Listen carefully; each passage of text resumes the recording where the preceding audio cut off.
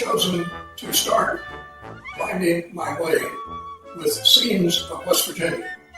West Virginia has always been a special place for me because I was born there, but it has other meaning for reasons I have only lately begun to understand. The beauty of the state's landscape, as you see in these scenes, certainly is a factor. In recent years, as I researched my family history, it became evident that my ancestors were in large part responsible for making me a West Virginian. American history leaves us little doubt that our country is fortunate to have so many great men that crafted our Constitution and the laws of our land. However, I have always felt that laws are meaningless without principled and moral people willing to sacrifice and work toward a common goal. All of America's immigrants came here to escape difficult lives and to gain what they hoped would be newfound freedoms. The new families struggle to build new lives and raise their families in a country without the repressive laws like those of the lands from which they came. My ancestors came to America and took part in building our country. My ancestors hail from Scotland, and they brought with them a passion for religious freedom and a love of family. They began life in America with meager possessions and struggled against difficult circumstances to first survive and then to help develop flourishing towns in Virginia and later West Virginia.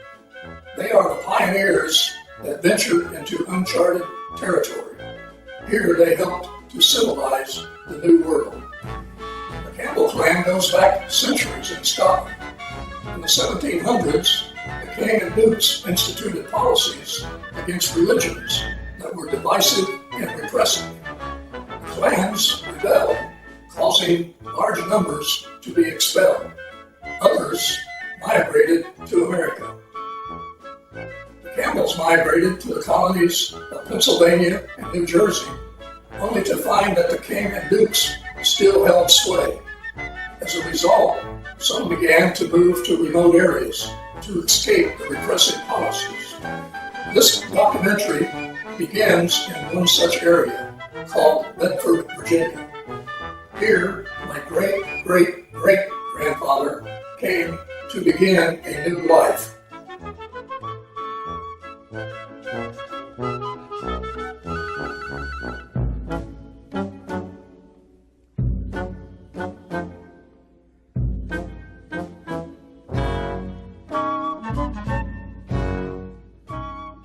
Information from the earliest records shows that native tribes of Indians inhabited Western Virginia as far back as 10,500 years ago. History was not kind to the native Indians, as they were eventually forced by militias to move to other areas. In 1768, the Virginia colonial government gained control on paper, and settlers began to move into the area. In 1788, Virginian George Clendenin traveled to Richmond, Virginia, as a delegate to the convention to ratify the new Constitution of the United States. It was sometime around 1790 that H.W.Campbell, of whom I am a direct descendant, was born. It is not known if his parents brought him to Bedford, Virginia, or if he moved there after he married his wife, Sarah. Although it is not known for certain why the family moved into Virginia, the most likely reason was that they came there to escape the repressive laws of Pennsylvania. During the same period, in an area west of Bedford, a city named Charleston was formed in the year 1800, at the confluence of two rivers named by the Indians as the Kanawha River and Elk River. This was the location of Fort Lee, where the Army had established a foothold against the Indians. The town at this time had 65 residents, 12 houses, a jail, and a courthouse. This city was later to become my birthplace.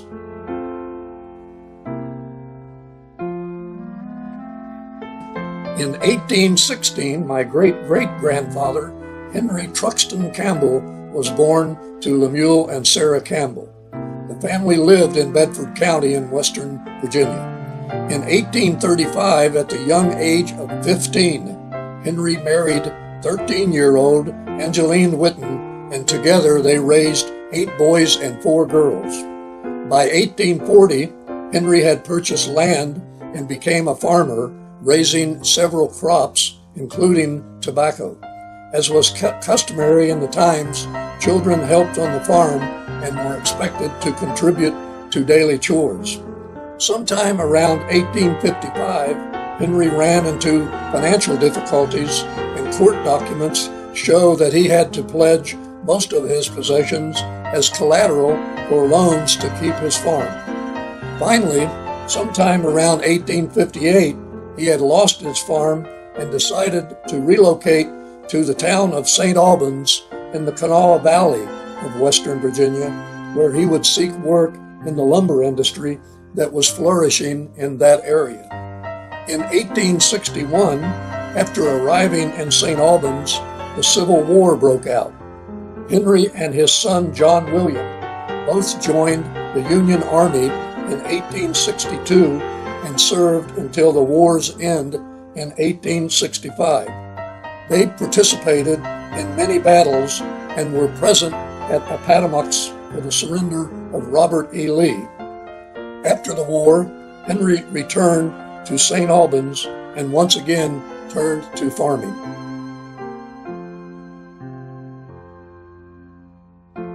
In 1856, my great-grandfather, David Brown Campbell, was born in Bedford, Virginia, the 13th child of Henry Truxton and Angelina Whitten Campbell. Shortly thereafter, the family relocated to St. Albans. It was during David's childhood that the conventions were held in the state capital of Virginia to form a new state to be called West Virginia. A constitution was drafted, and in 1863, West Virginia formally became the 35th state. In 1885, David married Ruth Eads. They lived in St. Albans, West Virginia, where they raised 3 children. St. Albans was the heart of the lumber industry, which began to flourish after the Civil War. David worked in the lumber industry most of his life for a company named Weimer Lumber Company. David and Ruth's second child, Harry, is my grandfather.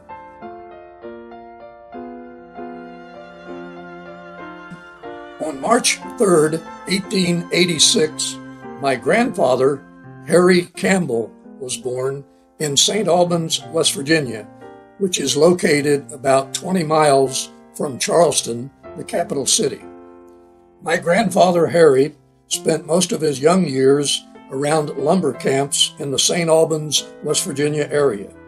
Then in 1905, he met Lyda Burton Pring, and on December 5th, 1905, they were married.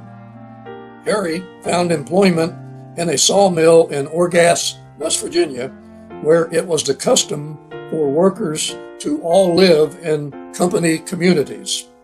It was during these years, between 1906 and 1921, that Harry and Lyda produced 8 children, 4 of my aunts and 3 of my uncles.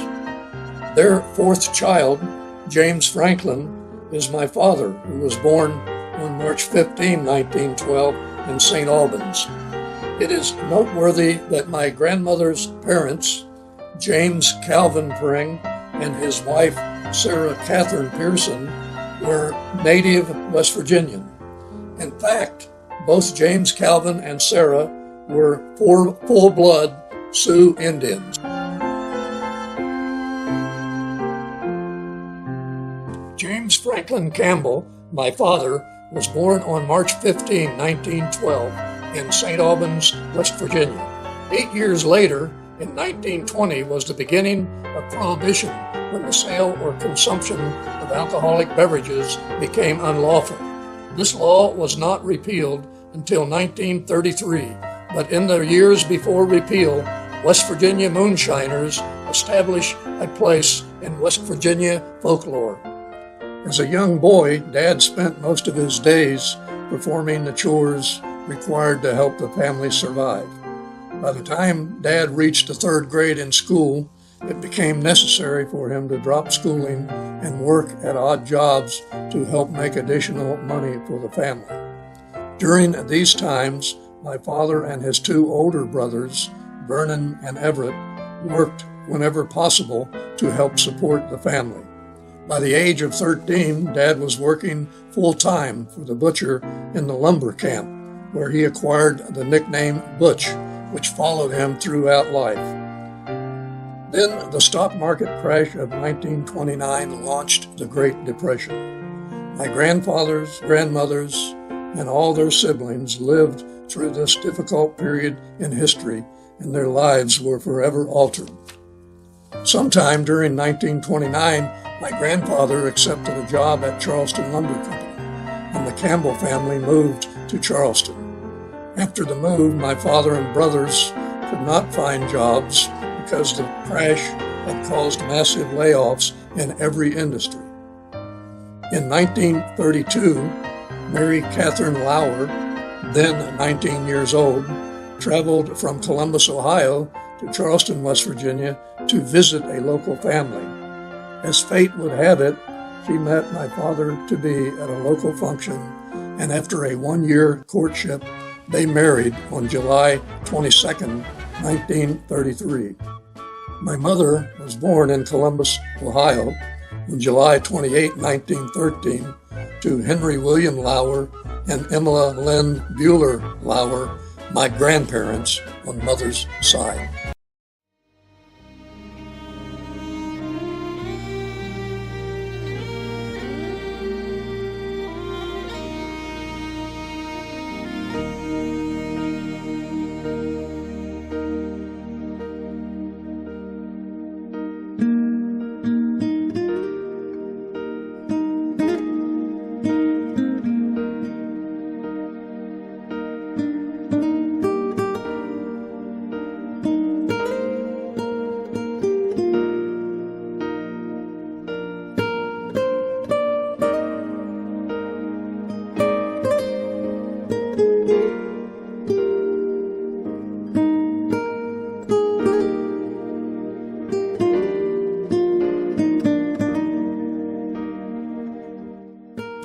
Mr. and Mrs. H.W.Campbell rented a small duplex apartment on Piedmont Avenue in Charleston. There, on July 19, 1934, Mary Catherine Campbell gave birth to her first child, a daughter named Betty Catherine.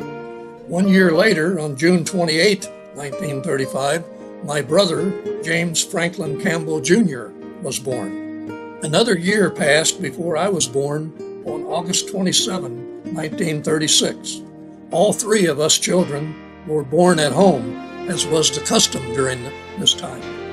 Soon after I was born, the duplex on Piedmont Avenue seemed too small for the family, so Dad began to save money for a down payment on a home.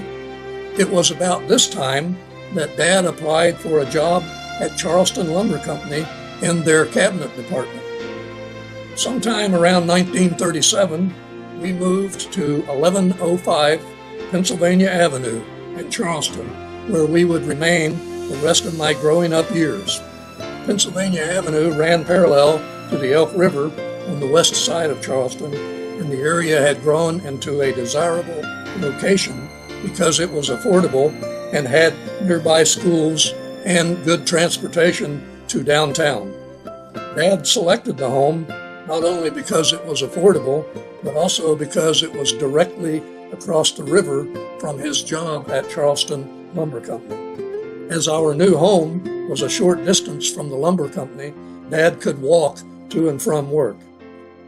Our home was contained within a triangular-shaped real estate parcel that had a cluster of 4 homes, all similarly constructed in the early 1900s. 3 of the homes fronted on Pennsylvania Avenue on what was a dirt road entrance were the Charleston Transit District streetcar powerhouse and maintenance yard that was about 200 yards in front of our house. The triangular-shaped real estate separated two railroad tracks, one for a major railway and the other serving nearby warehouses. The major railway ran adjacent to our home. The railroad crossed the Elk River near our house on the first railroad bridge that was built in Charleston sometime around 1883. The second bridge was built next to this first railroad to serve streetcars. A sidewalk made of wood planking was built next to the streetcar bridge in 1893 and is still in use. Dad walked across this bridge sidewalk to and from work. I have fond memories of watching for Dad when the shift horn would sound at the lumber mill. Our home was not large by any measure. It had a small living room, small bedroom, and kitchen downstairs. Upstairs, in the attic, Dad built two small rooms for us kids. Our home had plumbing for the kitchen and bathroom and a gas cooking stove in the kitchen. However, the kitchen did not have a refrigerator. Rather, it had an ice box that required ice delivery every couple of days. In the summertime, one of my chores was to take my wagon and buy ice across the river. We had one very small bathroom that served all of our family. All told, the house had about 900 square feet of floor space. In those days, milk was delivered to the doorstep, and for those families that could afford it, the laundry would be picked up and delivered. But our family could not avail ourselves of this service because it was too expensive. The main railroad passed directly by our house and was visible from our side yard. Trains were coal-fired, and soot was an accepted fact in our neighborhood.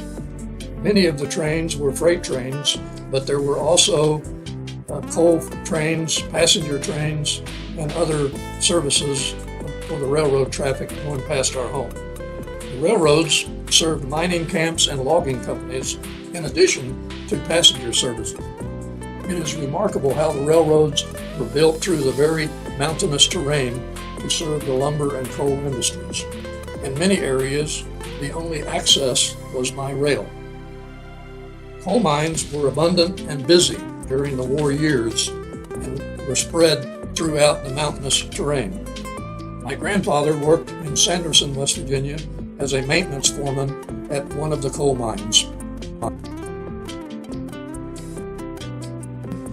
The 1929 stock market crash and subsequent Great Depression made a tremendous impact on the state of West Virginia and the capital city of Charleston.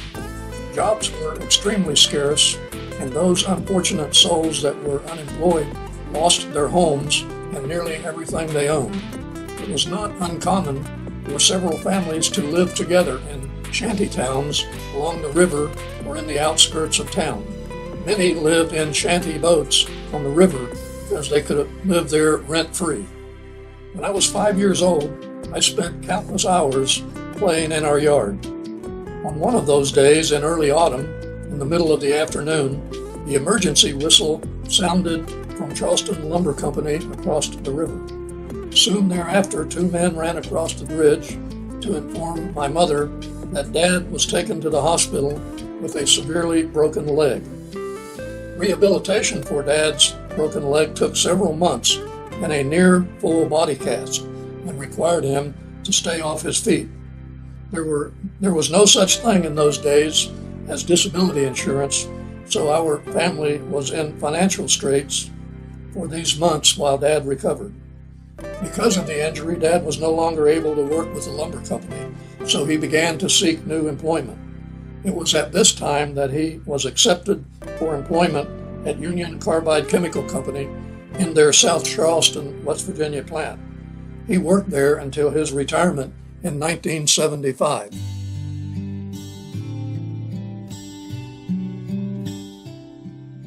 The war was in full swing in 1942 when my formal education began. Bigley Grade School, 3 city blocks from our home, was a 2-story brick schoolhouse where grades 1 through 6 were taught. Our class size at Bigley School was about 30 children, and most of my classmates from these early years followed me all the way through high school. World War II forever changed the lives of Americans. I did not comprehend what was happening, but sensed the gravity of it all from the constant news on the radio. Dad was unable to go in the service because of his broken leg. His sister Gladys was dating a young man named Emmett McCoy. He and his 2 brothers went off to fight in Germany. Both of his brothers were killed in action. Emmett spent 4 years in General Patton's tank division and fought in major campaigns in South Africa, Germany, Poland, and Italy.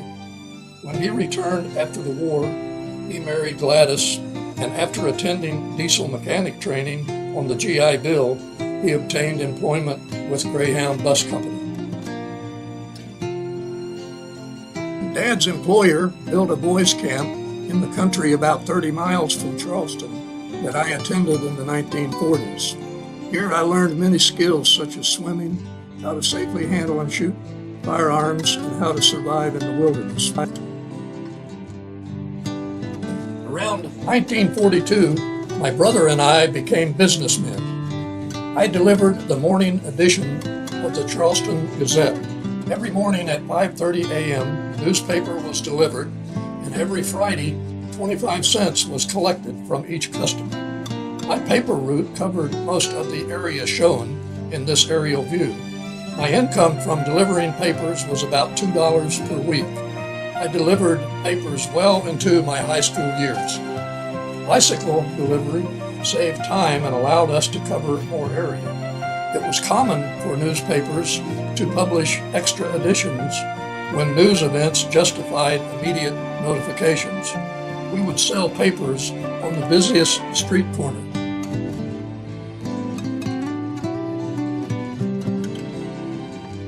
In the fall of 1948, I began Lincoln Junior High School. I attended this school for 3 years.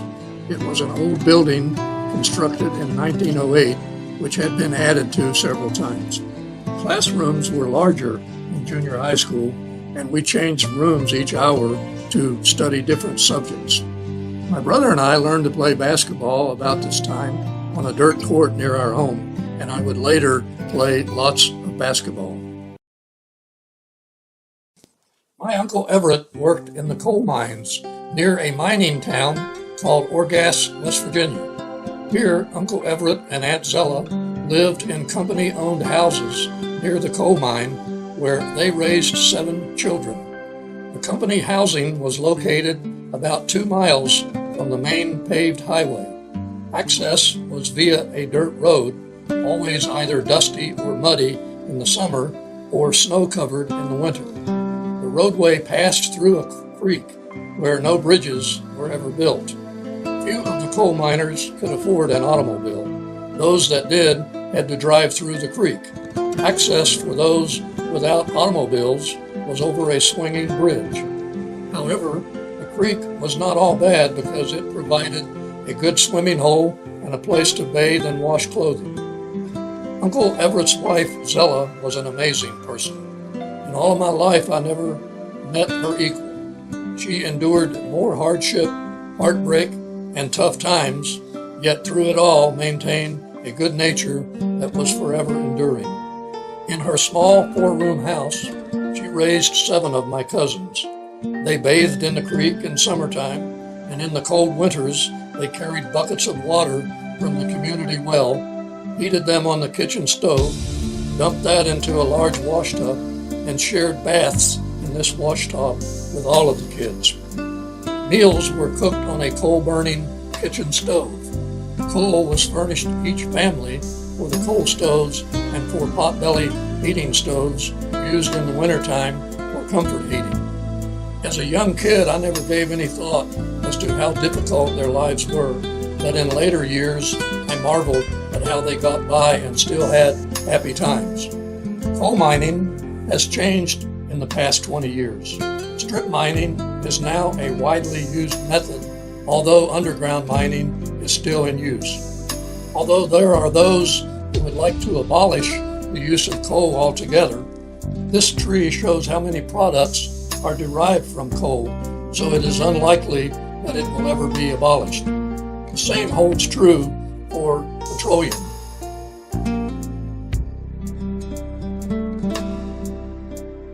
In 1951, I began my high school years at Stonewall Jackson High School in Charleston.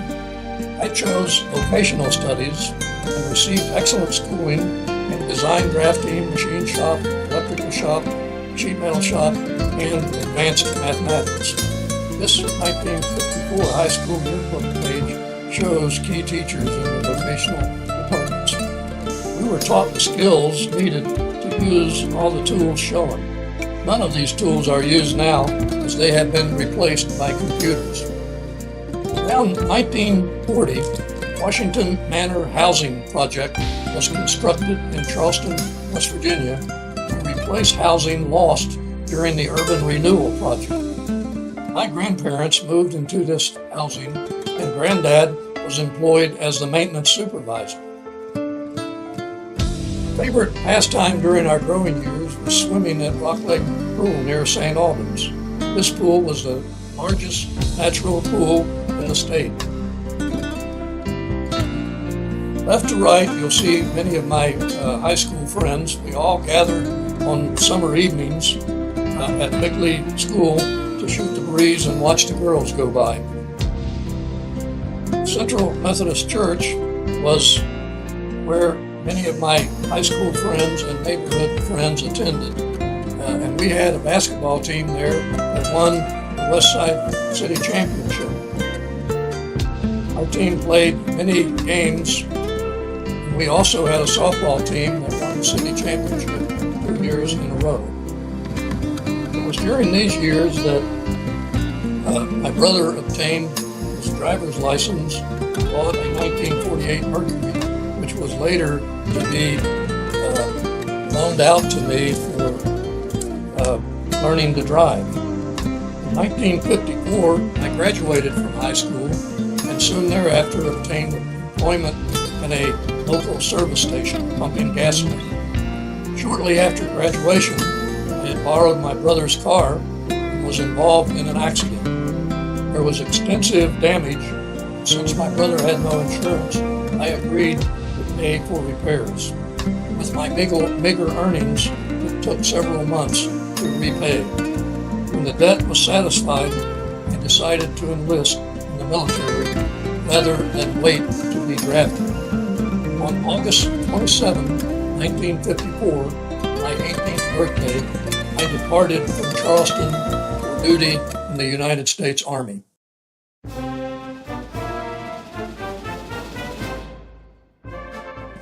In 1954, I began a 3-year stint in the United States Army.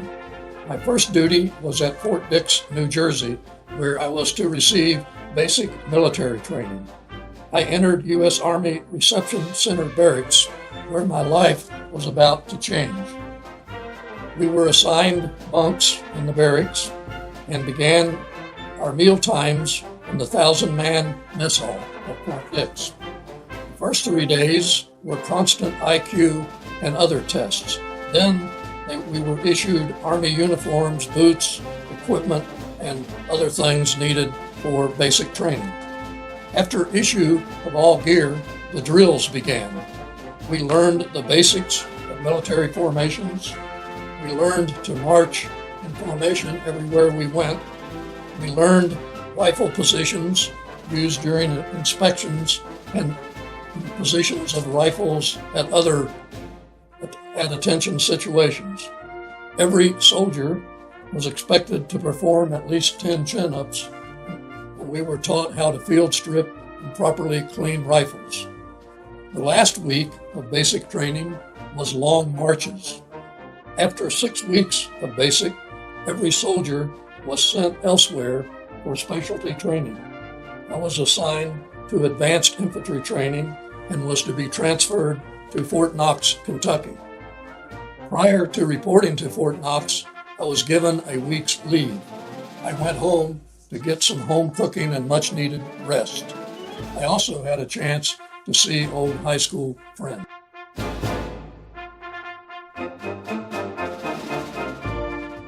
I reported to Fort Knox, Kentucky, which would be the location for my advanced infantry training. Here, I would go through intense combat schooling that would develop skills for all aspects of military life in an infantry battery.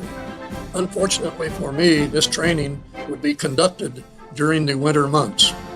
As everyone knows, the chain of command is sacred in the military. My friend Ed Whittington enlisted with me. He was not assigned to the same squad, but I was in the same training sessions, so I saw him often. One good thing about the military, you are never lonely because you're in barracks with many soldiers. I cannot tell you how many times during basic training that we scrubbed the floors in the barracks. The Army chow in the mess halls was not the greatest, but when you're really hungry, who cares? In the mess halls, no coffee cup is ever allowed to be out of line. Another good thing about the military is the post exchange. I always thought Costco must have got their business plan from the military. Here is an interior view of the post exchange. There wasn't much you couldn't buy here. Cigarettes were 50 cents a carton. Every morning we awoke to the sound of reveille. We would fall out and stand in formation for the roll call. In basic training, physical training was more intense than during our initial basic training at Fort Dix. For some reason unknown to me, the number of chin-ups you could do was important. I became an expert at push-ups. Every time I screwed up, the sergeant would yell, "Give me 25 push-ups, Campbell." Sit-ups were even more grueling. And whoever thought up squat jumps was sadistic. The physical exercise was a daily part of Army life in basic training. To make it tough, you were expected to meet goals that were increased on a daily basis. We trained every day to aim and fire the M1 rifle. Many days during training, we were faced with cold and snow. The M1 rifle was the most important weapon for an infantry soldier, so we spent many hours training with the weapon. Here is another day on the rifle range. That is my friend Ed Whittington and me on the left. Many hours were spent with technique. Live ammo was not used during these sessions. Another day on the firing range. We learned to fire in many positions: standing, squatting, sitting, and prone position. Here I'm firing on the range with targets at 100 yards. On windy days, we practiced adjusting our sights to compensate for the wind. Ammunition detail required accurate accounting for all ammo, a skill needed during combat. Bayonet drills included ways to defend yourself against attackers. Sometimes these drills became very realistic. Rifle and bayonet together weigh over 10 pounds, and after hours of drills, it seemed more like 100 pounds.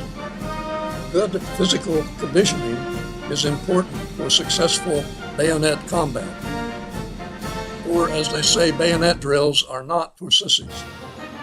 Next, we were taught the techniques for close combat. Close combat training focused on understanding the importance of being aggressive. After several days of close combat training, it was amazing how confidence improved your techniques. Before each exercise, we would watch instructors demonstrate the various techniques. Infiltration courses showed us the methods for crossing enemy territory under fire. The infiltration course included many types of obstacles. The importance of protecting the rifle was stressed. Dirty rifles do misfire. Crawling on your belly for long distances under the watchful eye of instructors who made sure you did it correctly. Water and mud was a part of the obstacle course.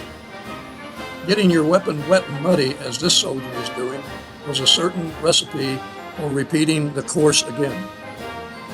Barbed wire obstacles caught on clothing and cut many a finger. Every soldier was taught how to fire the .50 caliber machine gun. This instruction included how to disassemble, clean, and reassemble the machine gun. Practicing the machine gun setup procedure was very important to minimize the setup time. Targets for machine gun practice were hauled to the range and set up each day. At first, the target distance was not far away. Machine gunning is a two-man team effort. Ammo control is key. Team members switch duties often during training. Another important skill for infantry soldiers is the techniques for handling grenades. It is not like throwing a baseball. Throwing from several positions requires practice. We threw from behind sandbags in case of a short or misthrown grenade. It took some time to develop accuracy. The 60mm mortar training was complex because the sighting and range control is very difficult. We also learned to fire the more powerful 80mm mortar. The rocket launcher, which we called recoilless rifle, training was a two-man team effort. It was difficult to fire because of the trajectory of the shells. Sighting was also a skill that was difficult to master. As with other weapons, we learned to fire from different positions. Here is the squatting position, the kneeling position. Here, another day on the practice range. Learning how to handle the ammo is another key factor. Every day we spent time learning how to defend ourselves in combat situations.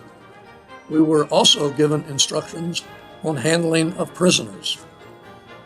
Digging foxholes was not fun, but a very useful thing to learn. How to take down the enemy in hand-to-hand combat was another useful learning experience. The handling, cleaning, and firing of the .45 caliber pistol is one of the easier weapon training exercises. It goes without saying that chemical weapons training was the least favorite classes of most soldiers. Before exposure to the gas chamber, we were taught how to quickly don a gas mask. We were exposed to tear gas and found out immediately if the mask was on correctly. Those that did not pay attention learned the hard way. In this photo, guess who did it wrong? The infantry soldier must be capable of living in the field while maintaining the flexibility to move often and quickly. We trained for this by spending a great deal of time living under field conditions in all kinds of weather. Utensils in the field must be cleaned in hot water to prevent dysentery. We spent nighttime on bivouac in the snow. We learned to prepare all the gear for training exercises. Snow and cold weather is normal at Fort Knox in February, and we saw lots of it. Here is a morning head count and inspection. We had to refuel the water heaters often. The food and field kitchen traveled with the troops in the field. Each company pitched tents in designated areas. Combat courses were set up and soldiers were tested on various skills. We learned to use a compass, and one was issued to every soldier. We were well schooled in its use. A long and difficult compass course was assigned each squad, and the time to navigate the course was limited. There was never a lack of activity during bivouac training exercises. M1 rifles were cleaned often during field exercises. Combat courses, including stations where hand-to-hand combat knowledge would be tested, were used during these exercises. Test scores were kept on all exercises. Low scores would mean repeating the exercise. Each man was expected to complete the 100-yard dash in a reasonable time. At the completion of bivouac, all scores were totaled.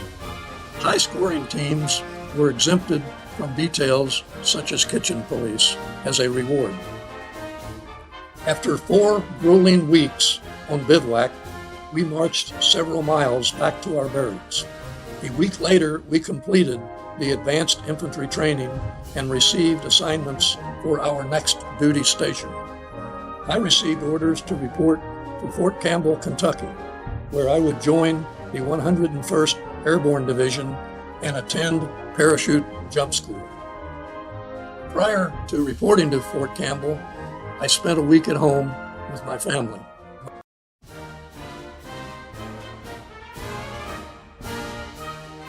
My next training would be paratrooper school at Fort Campbell, Kentucky. In airborne school, we double-timed to all classes. Physical training was very intense and constant. We learned to tote with us all of the tools of a paratrooper's trade. Communications instruction protocol was taught in special classes. After practicing landing techniques for several days, we jumped from 150 feet towers many times. The hardest part was running up the tower stairs. Jumping from the 30-foot tower was more difficult as you had to glide down a cable and drag along the ground to a stop. We learned the technique for packing parachutes. During jump school, we were required to jump with the parachute that we packed. Prior to the first jump, we were familiarized with the C-47 aircraft. Finally, after 4 weeks of pre-jump training, we made our first jump. After the first jump, we jumped every day for a week before earning our badge. We were also required to make a night jump. The night jump was more challenging, especially the landing. After a successful landing, it was necessary to gather chutes for reuse the following day. Each paratrooper was required to pack his own chute. Collapsing the chute on windy days required skill. After 6 grueling weeks, we received a certificate of completion. In April 1955, I completed airborne school and received orders for my next assignment. I learned that I would be joining the 8th Infantry Regiment in Germany. Before shipping overseas, I spent 30 days on furlough at home.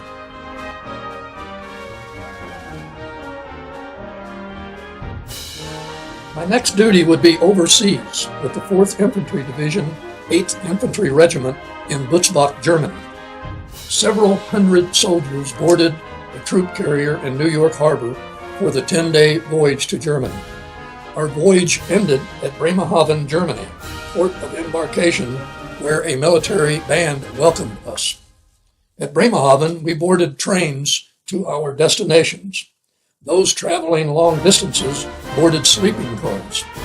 My destination was Butzbach, Germany, a small village about 40 miles from Frankfurt, Germany. Schloss Concern was the home of the famous 8th Infantry Regiment. Schloss Concern was a centuries-old castle that had been converted to a German military base before World War II. The U.S. captured the base near the war's end. Ceremonial uniforms of the famous 8th Infantry Regiment were prevalent at every major parade held in and around Butzbach. Here is the regimental crest of the 8th Infantry Regiment. Most of the villages around Butzbach housed other regiments of the 4th Infantry Division. I was assigned to the 1st Battalion. I was in Company B, and here is a picture of Company B of the 8th Infantry Regiment. Reveille at Schloss Concern was a early morning ritual, and here you see the 8th Infantry Regiment passing in review on parade grounds. The defense of our country is an obligation of every American. We of the 8th Infantry Regiment are making our contribution to the national security by maintaining our high standard of combat readiness and serving proudly as part of the NATO defense.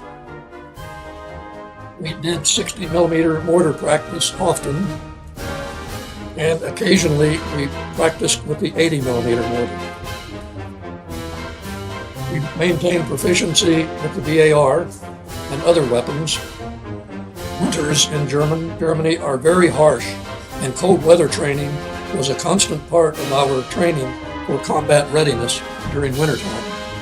Snow and icy conditions were commonplace, but most soldiers adapted as necessary. Most of our combat drills were extremely realistic. Battery-operated communication radio was the norm for the times. Maps and compass were still the way to navigate. Combat exercises included river crossings, as Germany has many rivers and streams. Inflatable rafts were used to transport squads of soldiers across rivers. Night crossings were preferred to take advantage of the cover of darkness. Rocket launcher drills were another realistic combat readiness exercise. Every squad was expected to remain proficient. We used live ammo in most of the exercises.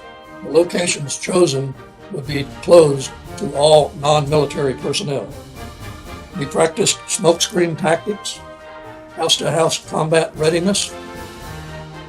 We practiced digging in at various positions, and oftentimes we coordinated our exercises with the tank division to keep our training realistic. Combat readiness was not a buzzword. We worked hard every day to maintain our readiness. Here I checked my field gear. Every soldier is expected to be ready for immediate deployment. After long days, even the field kitchen food seems okay. Here I cleaned my canteen liquids container. It is no wonder that I learned to love coffee.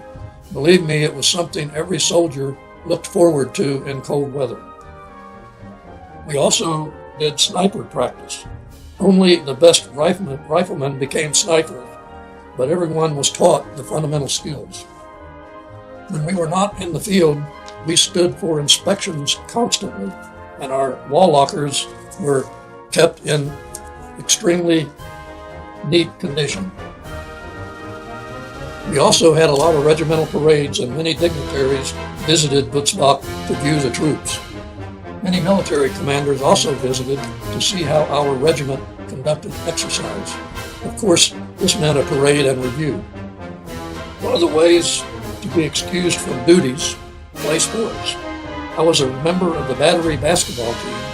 Here I'm number 20.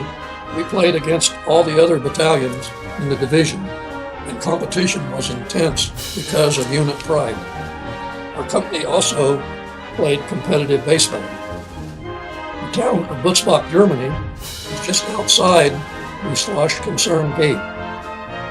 After serving a year in Butzbach, the military decided to rotate the 4th Division back to the United States. I would not return to the States because I was chosen to be transferred to Berlin, Germany, where I would join the 6th Infantry Regiment.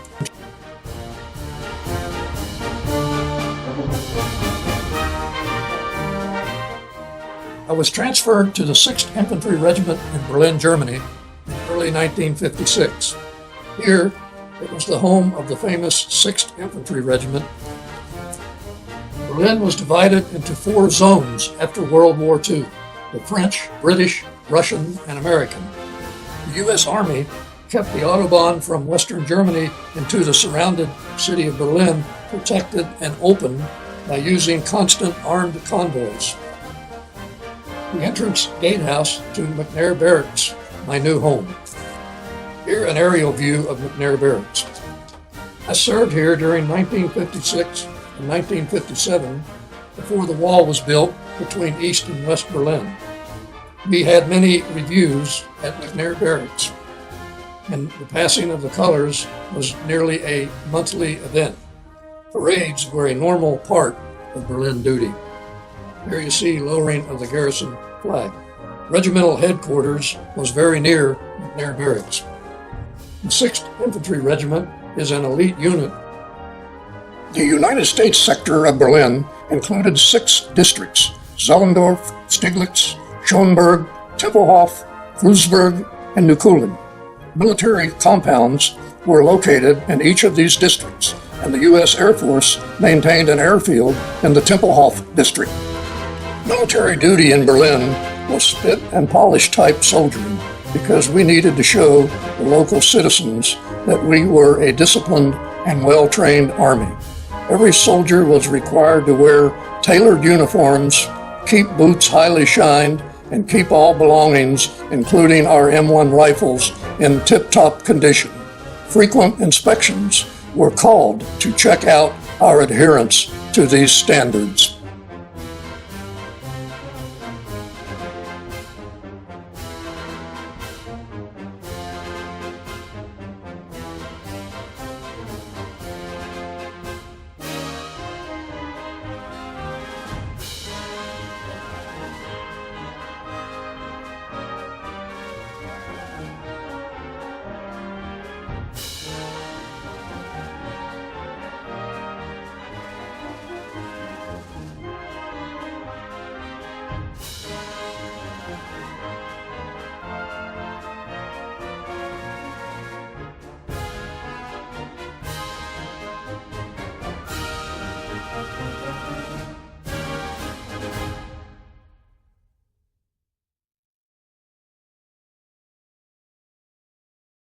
Here you see us marching on a Berlin street. Here the Kurfürstendamm showing the bombed Kaiser Wilhelm Memorial Church. Major demolition and rebuilding from World War II was still underway in 1956. One of our duties was guard duty at Spandau Prison, which held many of the Nazi war criminals. Each occupying country rotated guard duty monthly. Guard duty was very closely watched. Spit and polish was the order of the day. Border patrol was another of the duties as the Cold War had begun. Checkpoints between Russian zone and Allied forces zones became flashpoints for demonstrations and incidences. Checkpoint Charlie became a world-famous symbol of the struggle between freedom and communism. Here is a view of Checkpoint Charlie from the Russian side. Weekly inspections are held at McNair Barracks, and each man strives to have the best equipment and layout. Familiar sight all year long is a group of precision marching troops, be it on parade or off to a class. This is how wars are won, by intensive training under the most realistic combat conditions at nearby Hohenfels Forest. Nearly everyone pulls guard duty in one way or another. Such duties are a large and important part of all organizations in the military. Weapons maintenance like this on a 106 millimeter recoilless rifle keeps the infantryman close to his tools of the trade. Sports, enter the year's photo album also has these men practice tug of war during organization day. Operation Nightfire, presented at the Hohenfels Force training area, was both a beautiful and a terrifying exercise. Here a painting symbolizes the U.S. Army in Berlin. Payday, of course, was a huge day, and we were paid in military scrip. On weekends, we went on pass out in the city. This view from inside McNair Barracks fence shows the U-Bahn streetcar that passed by the main gate. When we went on pass, this was our mode of transportation. Inside the compound fence, a Starlight Grove Club is made available to all the soldiers. Here I stand in front of the club in one evening. The club was visited often. You can't beat German beer. Here I'm at the club with Chief Skinador, a native Indian chief. Our squad rooms were always kept very neat and orderly. Every week or month, depending on the situation, we would go out on the main street and pass in review. Here is the Brandenburg Gate, site of many demonstrations. President Ronald Reagan visited Berlin later after my career in the 1980s he famously said, "Tear down this wall." After a year of duty in Berlin, my tour of duty in Germany ended. I boarded the train and headed to Bremerhaven for the long trip to the United States. The military band was there to give us a send-off. Another 10-day voyage, we arrived in New York Harbor. The sight of the Statue of Liberty was good to see after 2 years abroad.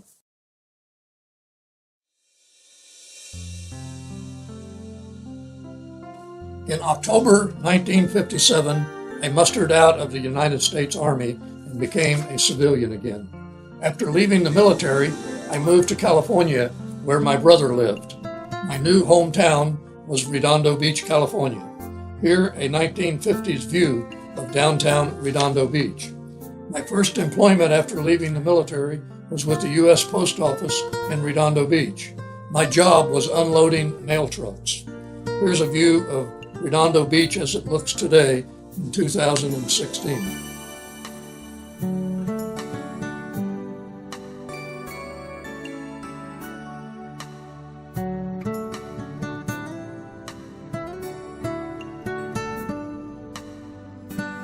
My first engineering-related job was as a draftsman for Convair Astronautics, a division of General Dynamics.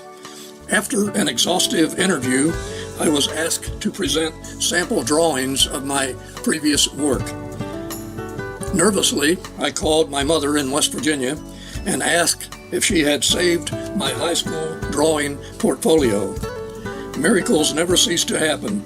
She mailed them to me. After receiving a top-secret clearance, I was assigned to the Samos Satellite and Missile Observation System program located at Vandenberg Air Force Base on the central coast of California. Here, I performed drafting and design duties for field change orders during construction of the launch facilities at the Point Arguello Launch Complex shown in the pictures. Samos was a top-secret program meant to replace the photo reconnaissance activities previously accomplished by the U-2 flights made famous by Gary Powers, who was shot down and captured over Russia in the 1950s. The first Samos Atlas Agena launch took place at Point Arguello on October 11, 1960, and while not successful, it led to a second successful launch in January of 1961. The program was only recently declassified, but some of the technology remains classified to this day.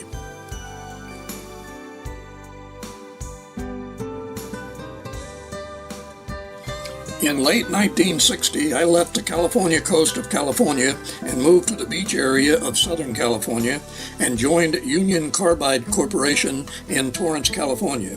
Here I was employed as a draftsman in the chemical plant that produced polyethylene and ethylene glycol. This assignment is noteworthy for two reasons. I enjoyed the benefit of the first of many mentors. Mr. Irv Hassey spent countless hours mentoring all the skills needed for producing complex drawing designs for chemical processes. Piping systems, equipment for chemical plants, purchasing procedures, and construction techniques were but a few of the skills that he taught me. Of course, the most noteworthy and lifelong benefit from this assignment was the meeting of my life partner, my wife, Mary Ann. She was employed in the personnel department and, in fact, supervised the series of exams required for me to be employed at Union Carbide. The 1950s and early 60s in engineering and drafting were still very rudimentary. Slide rules were considered essential for solving mathematical problems, and drafting tools remained much like those I had used in high school. Drawings, of course, were prepared individually by hand. Nearly all companies of any size utilized telephone switchboards, and written communications were dictated to a secretary who then meticulously transcribed the shorthand to a typewritten document using old-style typewriters. Little did we know how all of this would change in the future. In 1965, it was time to move again, and to my dad's dismay, I left Union Carbide, a company that he had worked for in West Virginia most of his life. This time, I joined a small, privately owned consulting engineering business called M.A. Nishkin and Company. The Nishkin years proved to be the most important in my long career. I quickly was tested by management with difficult assignments and was soon assigned to a major project on my own. U.S. Steel Corporation was required to take action to clean up wastewater emanating from the South Works plant in Chicago, Illinois. It was necessary to identify and collect samples for laboratory analysis from every water user in the plant, a tremendous undertaking that took over 6 months.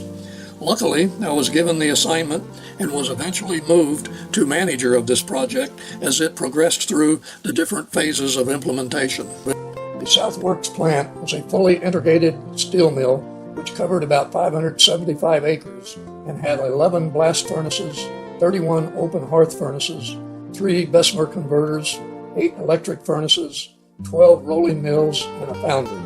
It was, at the time, the largest steel plant in the United States, employing approximately 20,000 workers. This is an aerial view of the South Works Chicago plant, and you can see Chicago skyline in the background.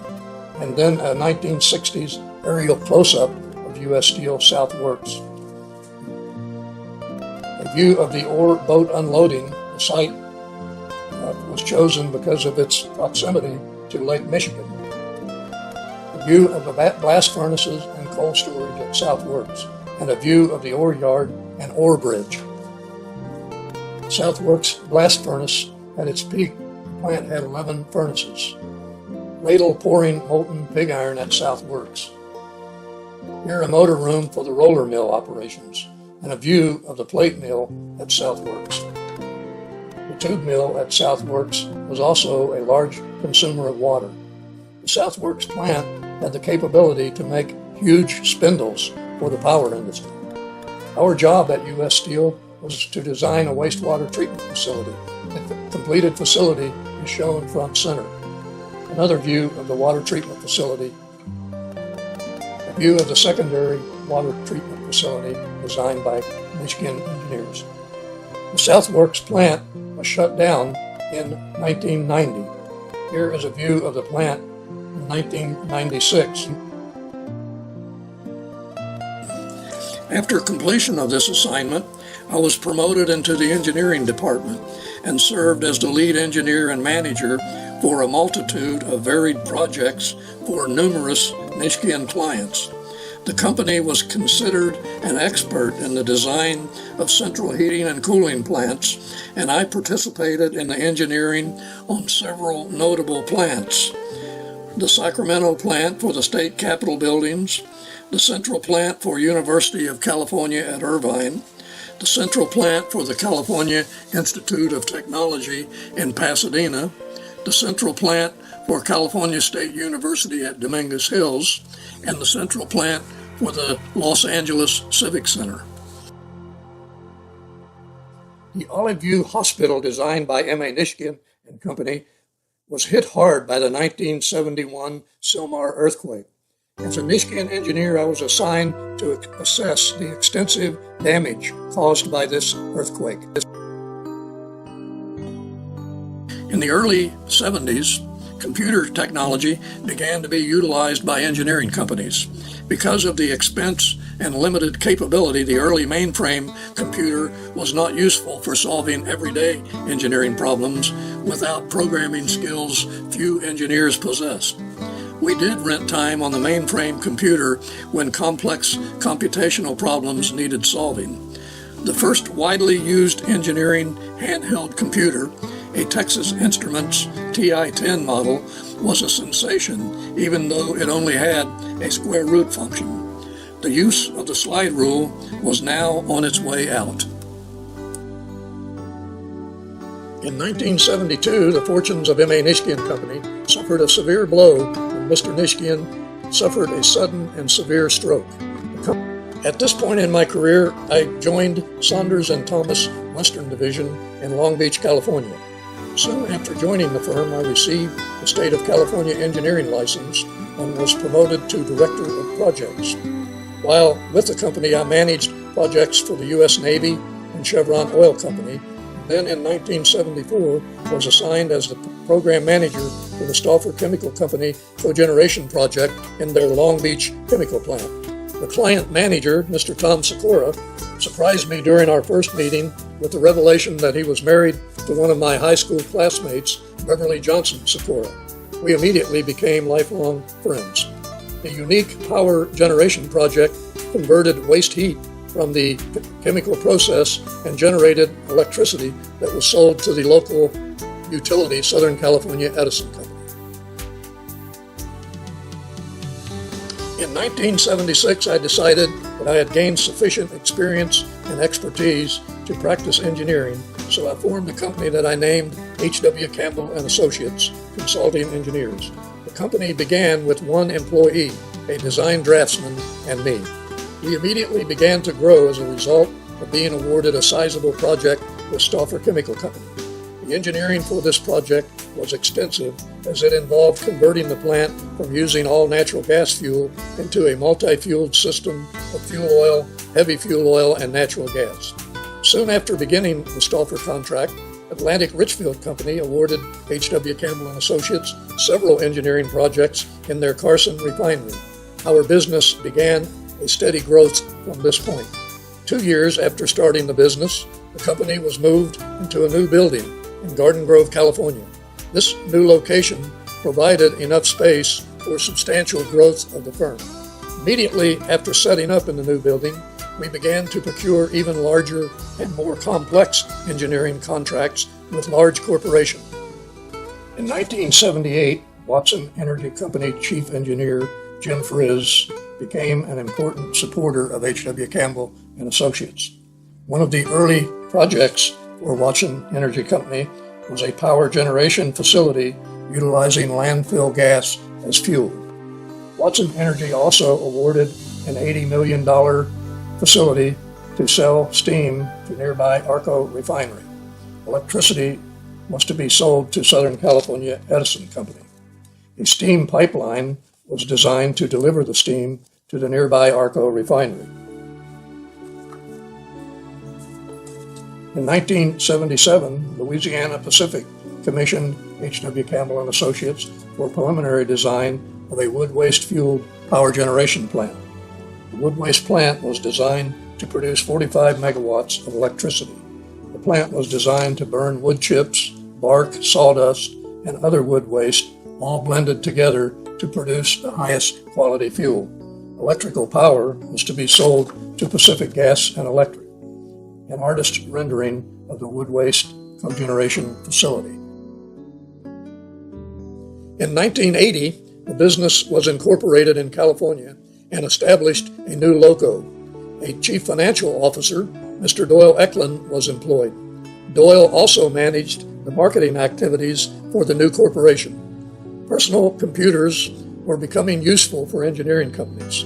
Doyle Eklund developed a cost accounting and project tracking program for the business, one of the first for an engineering business, so the days of double entry accounting were over. A new company brochure was developed. A new blueprint company was formed and named J&S Blueprint and Copy Services. Over the next several years, many important projects were completed, including for all branches of the military. A few of the projects are unique. Ammon Oil USA is a good example. Their oil field in Huntington Beach, California, was experiencing a significant reduction in oil output, and H.W. Campbell and Associates was selected to provide engineering services for an enhanced oil recovery project. This pilot plant was designed to inject liquids into the underground oil aquifer that would change the viscosity of the oil, making the fluid flow more freely. A second project for the same oil field tested the use of high-pressure steam injection into the aquifer. This proved to be a highly successful method and is now used in many oil fields around the world. Another unique Campbell project was the magnetic silencing facility designed for the U.S. Navy at Point Loma, California. The building architecture was designed with a nautical motif. The project replaced an outdated facility with a new technology. H.W.Campbell and Associates performs many studies and preliminary design investigations. One such study performed in 1978 resulted in our company's signature project. California Portland Cement Company awarded a contract for the engineering and design of a 30-megawatt cogeneration plant at their Colton, California cement plant. The one-of-a-kind plant included a new technology for burning coal called a circulating fluidized bed coal combustion system. The pictures show the plant under construction. A view of the waste heat steam generator. John Vittiger, Chief Electrical Engineer for California Portland Cement Company, travels with Hank to Erie, Pennsylvania for a meeting with Zurn engineers. A view of the waste heat steam generator in the foreground, cement kiln is in the background. A view of the circulating fluidized bed coal-fired steam generator under construction. Circulating fluidized bed steam generator, a clean way to burn coal. The turbine generator building under construction. An interior view of the completed turbine generators. Cooling tower in the foreground, turbine generator building in the background. The deaerating feedwater heater vessel. A view of the Southern California Edison substation. Wiring of the control panels. Verifying the wiring connections. Synchronizing the turbine generators to the electric grid. A view of the control room and switchgear building. An interior view of the control room and a view showing the upgrade to the computers in 2001. The steam and water system computer control. The project won the Power Magazine Environmental Protection Award and other awards for its ability to burn coal cleanly.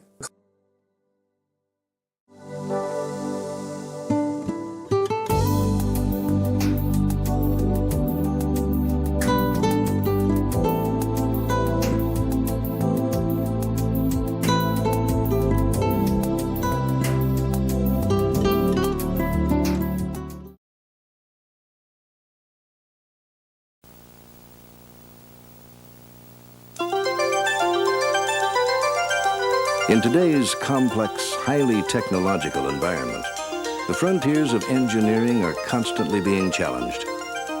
In the search for oil and gas, in refining and petrochemicals, power generation and cogeneration, in sophisticated energy systems, and environmental controls.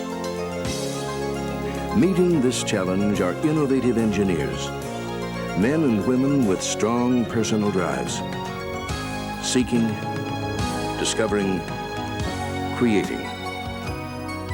From concept to completion, these are the innovative engineers of H.W.Campbell and Associates.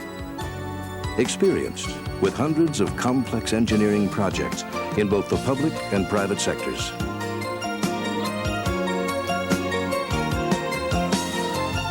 From difficult schedule constraints to complex negotiations with regulatory agencies, from tough engineering challenges to intricate cost analyses and financial details, Campbell's experienced management meets the challenge.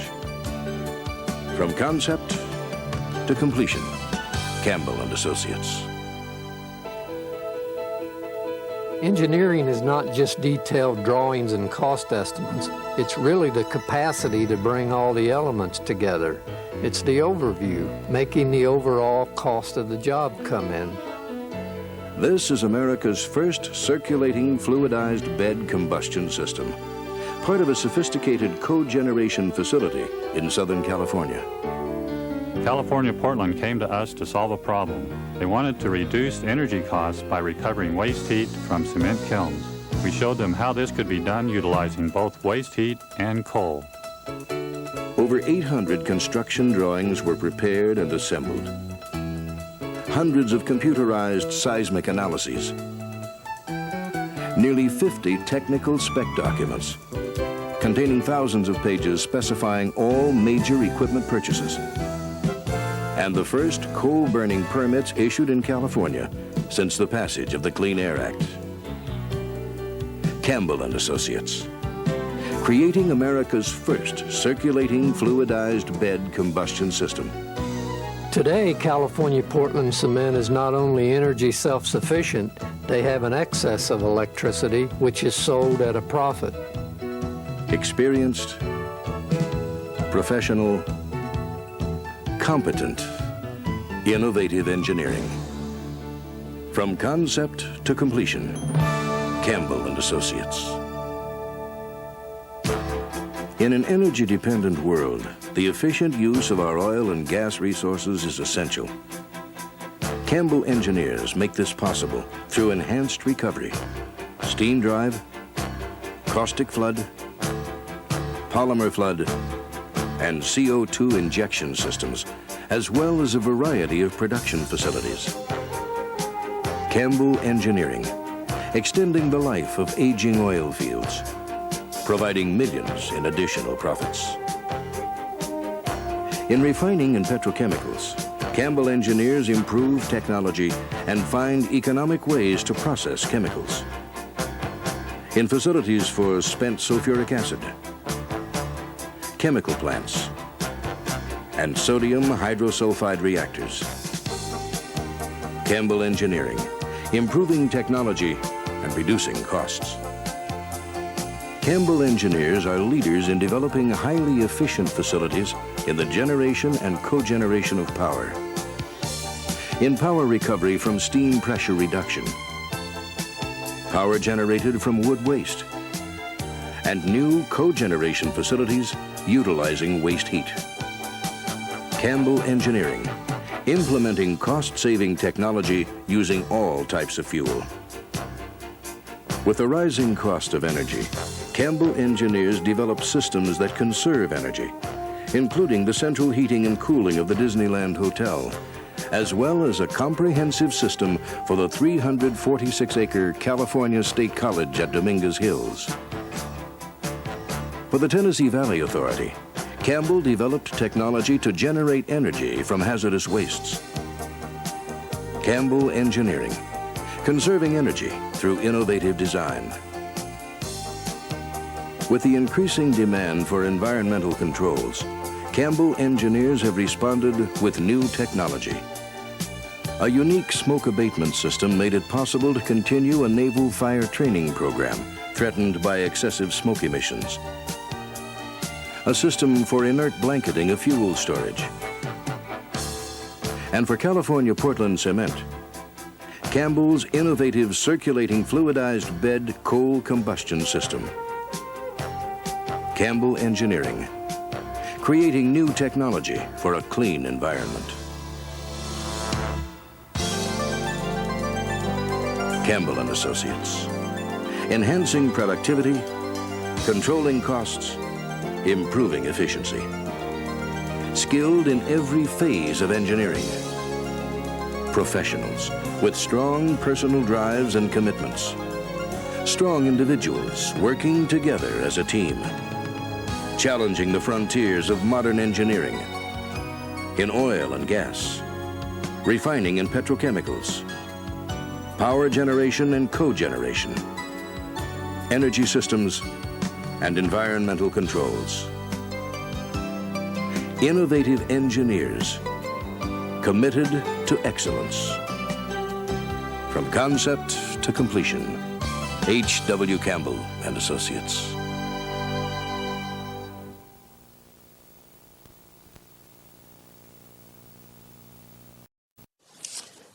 A company airplane was purchased in 1983 to enable travel to smaller cities not served by airlines. Hank Campbell obtained a pilot license. In 1985, Tom Sikora joined H.W. Campbell and Associates as the director of projects. He immediately helped develop new business, and in 1986, it became necessary to move into a new building in Santa Ana, California, to accommodate the growth. Company capabilities and experience was now a significant factor in procuring major engineering projects. Management of the 60-plus employees required an experienced management team.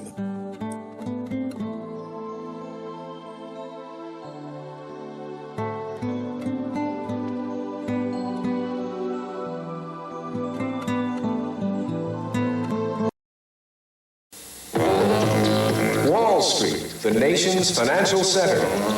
Madison Avenue, advertising capital of the world. Boston's Route 128, Silicon Valley, and Southern California's MacArthur Corridor, hotbeds of American technology.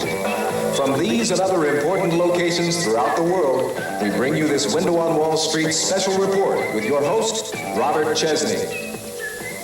This is Robert Chesney, and I'd like to welcome you to today's Window on Wall Street special report focusing on growing companies. I'm very pleased to have with me as my guest in studio the presidents of three very fast-growing Southern H.W. Hank Campbell. Our next guest, Hank, is the president of H.W.Campbell and Associates. They are consulting engineers headquartered in Garden Grove, doing about $5 million in sales. Hank, tell us about the company.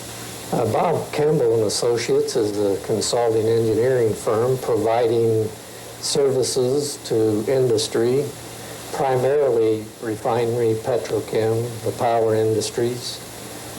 We do a great deal of business in oil and gas, and have provided a number of specialty projects, one-of-a-kind type projects, which make our firm unique in the consulting engineering field. Thank you for staying with us. You're watching a Window on Wall Street special report, where today we're discussing the success stories of three Southern California business leaders. I'd like you to again meet Hank Campbell now, president of H.W.Campbell and Associates, consulting engineers. How did you happen to specialize? You mentioned energy. What led you to the energy field? Well, for many years, it has been our opinion that energy is, price-wise, going to become one of the most important commodities in any process or any manufacturing of products. Today, I think energy represents as much as 50% of the cost of a product that's bought on the street. We recognizing this and seeing the fact that our environmental problems in this country have been tremendous, we began to look at technologies that would generate energy, but also reduce the tons of emissions that have been going into our American cities and causing smog and the other problem areas. Well, I hope you've enjoyed today's Window on Wall Street special report, where we brought together again three emerging growth companies and the president and chief executive officers of these firms. Until next week at the same time, for Window on Wall Street, this is Robert Chesney. In May of 1988, another milestone in company history was realized. Hank Campbell passed the state of California exam for licensing as a general contractor. This license enabled the company to also construct the major projects, so therefore total engineer, design, construct, turnkey services could be offered. Construction management personnel were added to the staff, and turnkey design build projects were added to the company capability. The cement distribution terminal for Southwestern Portland Cement Company was the first turnkey project, and this was soon followed by the turnkey railroad bridge project for the same company. The company continued to accept engineering design projects. In 1989, an engineering services contract was awarded on the largest solar energy plant in the world. This solar plant, located in the Mojave Desert of California, generated electricity using parabolic mirror technology. H.W.Campbell and Associates also provided engineering services for a geothermal energy plant located in the Imperial Valley of California. In late 1990, a major recession forced a downsizing of the engineering business, and H.W.Campbell and Associates was moved back to the former building in Garden Grove, California. Another turnkey design construct project was awarded by Southwestern Portland Cement Company. Engineering projects with military branches were a significant capability of the firm. For government contracts, Standard Form 254 was a requirement to show qualifications and work experience. By 1990, H.W.Campbell and Associates had completed over 50 military projects. As the economy continued to spiral down in the early 1990s, Hank Campbell decided to retire and close the engineering business. Retirement did not last long. Engagements with several engineering firms followed, including project management position for Abasco to do engineering services on a combined cycle power plant in Virginia. An engagement in California for engineering on the Seven Oaks Dam in Southern California. And a stint in West Virginia with John Brown Engineering Company to manage a project with DuPont in their Washington Works plant in Parkersburg, West Virginia. Then, after several years, Hank Campbell was enticed by a former client to start up H.W.Campbell and Associates once again. So in 1997, when the business was opened and several former employees agreed to rejoin. Between 1991 and 1997, computer technology had advanced to the point that all drawings were now computer generated, and so a substantial investment in new computers was required. Several new projects were undertaken, including a unique landfill gas power generation plant in West Covina, California. A view of the gas turbine generator, a view of the flare stacks, the generator building in the back with the treatment system in the foreground, the landfill gas compressor unit, the landfill gas treatment skid, the oil filtration units, a view of the generator monitoring and protection system, a view of the synchronizing panel, the computer control system. In 2001, H.W.Campbell and Associates opened an office in Avila Beach, California, to complete the projects in the books. And after completion of these projects, a final project was undertaken in 2010 for Magnesita Refractories in their York, Pennsylvania plant. The drawings for this project were generated using AutoCAD. A complete project schedule for design and construction was prepared, and a capital cost estimate was made for the project. The following views of the project concept is shown in a CAD rendering showing the heat recovery system in several different views.